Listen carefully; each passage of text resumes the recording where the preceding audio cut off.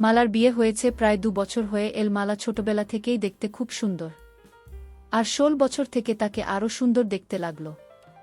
মালাকে দেখলে মনে হতো না যে এখনও ক্লাস 10-এ পড়ে। স্কুলের ইউনিফর্মে মালাকে দেখলে অনেক ছেলেদের ও প্রাপ্তবয়স্ক লোকদের মাথা ঘুরে যেত। স্কুলে যখন মালা খেলাধুলা করত তখন ছেলেরা তার দিকে তাকিয়ে যেন দেখত। স্কুলের ছেলেদের সঙ্গে সঙ্গে স্কুলের মাস্টাররা মালাকে খুব ভালোবাসত, আর সুযোগ বুঝে একটু আশীর্বাদ করে দিত। মালা নিজেও নিজের সুন্দর রূপের জন্য গর্বিত থাকত। মালা যখন 19 বছরের তখন মালার বিয়ে হয়ে গেল। জীবনের সঙ্গে বিয়ে পর্যন্ত মালা পর্দা করে লোকেদের কাছ থেকে নিজেকে বাঁচিয়ে রেখেছিল। বিয়ের আগে কারো সাথে সম্পর্কে জড়াবে না। বিয়ের পরে মালা তার স্বামীর সাথে খুব খুশি ছিল, কিন্তু সময়ের সাথে সাথে মালার স্বামী মালার সাথে সময় কাটানো কমিয়ে দেয়া, এটা মালার একটুও ভালো লাগত না। প্রায় সময় সে একাকিত্ব অনুভব করে। একবার যখন মালার স্বামী 3 মাসের জন্য অফিসের কাজে বাইরে গেল তখন মালার দেবর মালার সাথে সময় কাটিয়েছে। একদিন মালার শ্বশুরের বাড়ি থেকে খবর এল যে তার শাশুড়ির খুব শরীর খারাপ হয়েছে।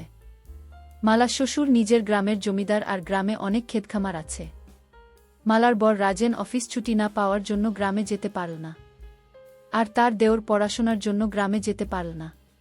আর তাই মালা একলা গ্রামে শাশুড়ি সেবা করতে চলে গেল। মালা বিয়ের পরে একবার তার শ্বশুর বাড়ি গিয়েছিল, আর তখন তার শ্বশুর শাশুড়ি খুব আদর যত্ন করেছিল, আর মালাও তাদের খুব সেবা করেছিল। মালা সুন্দর মুখ আর তার হাসি খুশি স্বভাবে তারা খুব খুশি ছিল। মালার শাশুড়ি সব সময় মালার গুণ গান করতেন, আর মালার শ্বশুর তার রূপে গুণে একেবারে মুগ্ধ। কিন্তু এবার মালার শ্বশুর আর শাশুড়ি মালাকে কম করে 2 মাসের জন্য মালাকে পাঠাতে বললেন।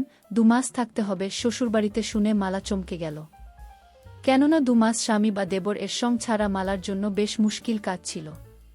গ্রামের বাড়িতে গেলে কারো সাথে সময় কাটাতে পারবে না ভেবে মালার মাথা খারাপ হয়ে যাচ্ছিল, কিন্তু তার কিছু করবার ছিল না।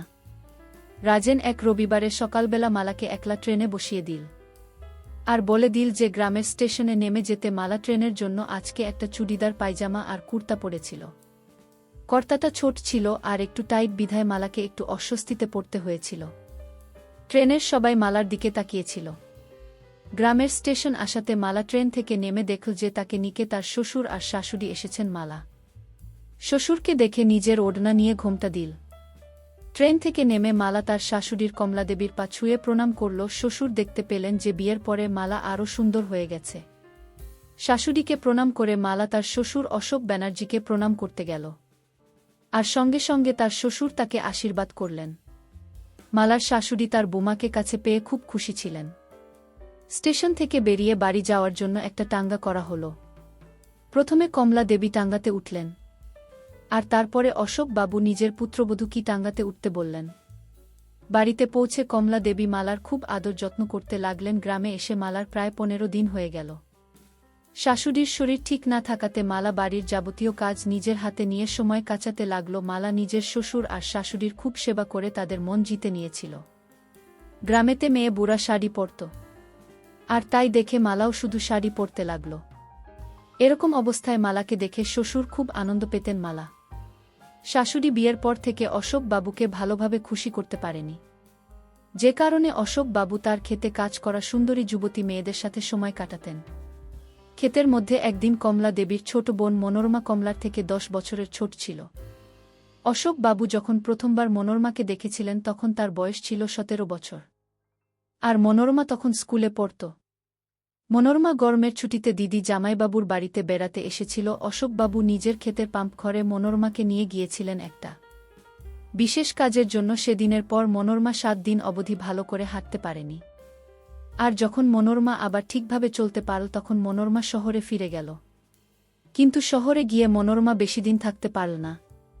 মনোরমা অশোকবাবুর কথা খুব মনে পড়তে থাকে, তাই সে আবার গ্রামে দিদি আর জামাইবাবুর কাছে চলে আসে। গ্রামে আসতে না আসতেই মনোরমা তার জামাইবাবুকে বলল, এইবারে আমি শুধু আপনার জন্য এসেছি। অশোকবাবু প্রায় রোজ মনোরমাকে ক্ষেতের পাম্প ঘরে বিশেষ কাজের জন্য নিয়ে যেত।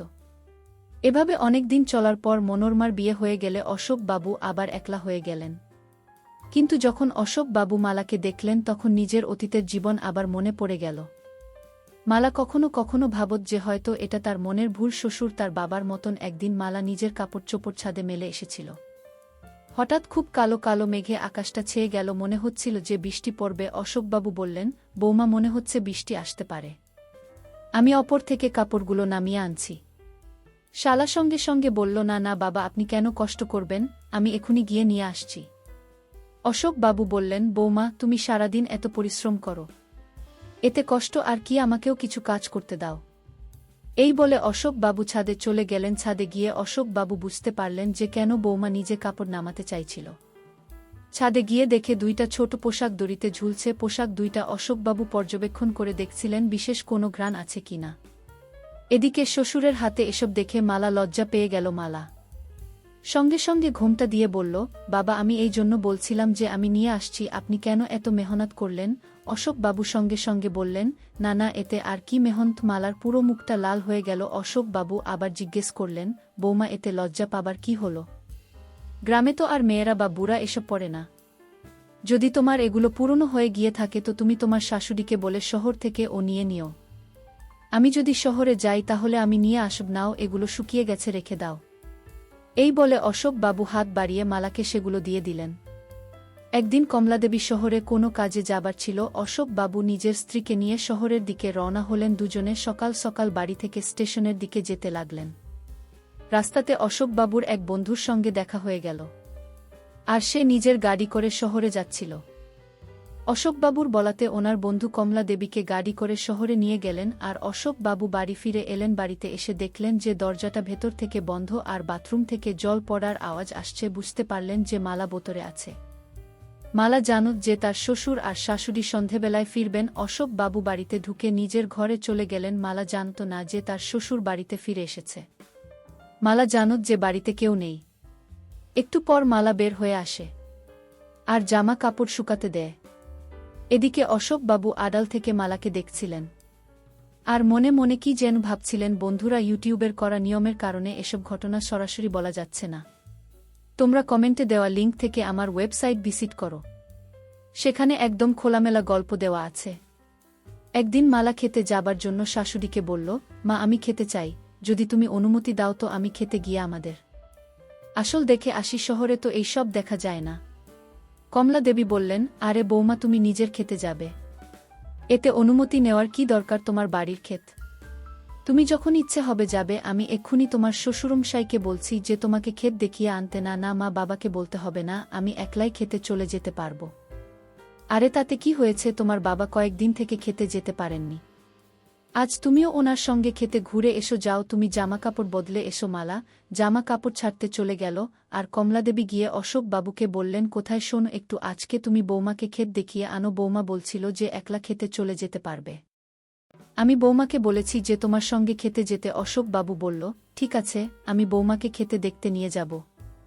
কিন্তু যদি বৌমা একলা চলে যেত তো কি হয়ে যেত, গ্রামে কিসের ভয়? শাশুড়ি বলল, তুমি কি বলছো, বাড়ির বুকে একলা খেতে যেতে বলছ? মালা নিজেকে সামলাতে পারবে না। ততক্ষণে মালা শাড়ি আর ব্লাউজ পরে ঘর থেকে চলে এল। শাড়ি আর ব্লাউজ পরে মালাকে খুব সুন্দর লাগছিল। মালা বলল, বাবা চলুন, আমি রেডি। এরপর শ্বশুর আর বউ দুজনে ক্ষেত দেখতে বাড়ি থেকে বেরিয়ে পড়ল।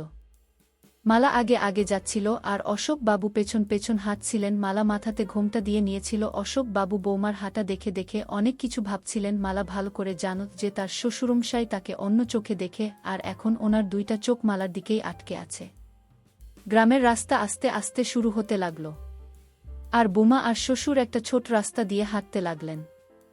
হঠাৎ রাস্তার অন্য দিক থেকে দুইটা গাধা মালার সামনে এসে পড়ল। রাস্তা এত সরু ছিল যে গাধাদের সাইড দিয়ে এগোনো যাবে না, তাই মালা ধীরে গাধাদের পেছন পেছন হাঁটতে লাগল। হঠাৎ মালার চোখ পেছনের গাধাটার উপরে গেল, আর তার দিকে দেখিয়ে অশোকবাবুকে বলল, বাবা দেখুন, এটা আবার কেমন গাধা, এই গাধাটার 5টা পা আছে। বৌমা, তুমি কিছু জানো না, একটু ভালো করে দেখো, গাধাটার 5টা পা নেই। মালা আবার ভালো করে দেখল আর একটু অস্বস্তিতে পড়ল, কেননা গাধাটা 5টা পা ছিল না। আর পঞ্চম পাটা হলো গাধার পিচের 2 পায়ের মাঝের জিনিস। মালা বুঝতে পড়ল যে গাধারা কি করতে যাচ্ছে। এবারে মালার ঘাম ছুটতে লাগল, পেছনে শ্বশুর মশাই চলে আসছেন। মালা আফসোস করতে লাগল যে কেন সে শ্বশুরমশাইকে কিছু জিজ্ঞেস করতে গেল। মালার ভীষণ লজ্জা পাচ্ছিল। এইভাবে কথা বলতে বলতে বউ আর শ্বশুর খেতে পৌঁছে গেলেন। অশোকবাবু নিজের বৌমাকে পুরো ক্ষেত ঘুরিয়ে ঘুরিয়ে দেখালেন, আর খেতে যেসব মেয়ে বুড়া কাজ করছিল তাদের সঙ্গে আলাপ করিয়ে দিলেন। এত ঘুরে ঘুরে মালা হাঁপিয়ে গিয়েছিল। আর তাই অশোক বাবু একটা আমগাছের নিচে মালাকে বসিয়ে দিলেন আর বললেন, বোমা তুমি তোমার পায়ে তো বাছা হয়েছে, তুমি উই পাম্প ঘরে চলো, সেখানে তেলের বোতল আছে, আমি পা মালিশ করে দিব। মালা বলল, না বাবা, কি বলছেন আপনি, আমার থেকে বয়সে অনেক বড়, আপনি আমার পা মালিশ করবেন, এটা কি করে হয়? অশোক বাবু বললেন, আরে এতে কিছুই হবে না, তুমি আমাদের কত খেয়াল রাখো, আর আমি তোমার জন্য এটুকু করতে পারবো না। এরপর অশোক বাবু মালাকে ধরে পাম ঘরে নিয়ে গেল। এখানে একটা ছোট চৌকি রাখা ছিল। অশোক বাবু মালাকে বসতে বললেন আর মালার পায়ে তেল মালিশ করতে লাগলেন। ধীরে ধীরে বাম ঘরের মধ্যে অনেক কিছু পরিবর্তন হতে শুরু করে। ক্ষেতের মধ্যে গ্রামের যেসব মেয়েরা আর বুড়া কাজ করত তারা দেখল পাম ঘরের ছোনের বেড়া ভূমিকম্পের মতো কাঁপছে, কেমন যেন শব্দ হচ্ছে। ঘণ্টাখানেক সব কিছু স্বাভাবিক হল আর অশোক বাবু মালাকে নিয়ে বেরোলেন। অশোক বাবুর সেবা যত্নে মালা অনেক খুশি হয়েছে।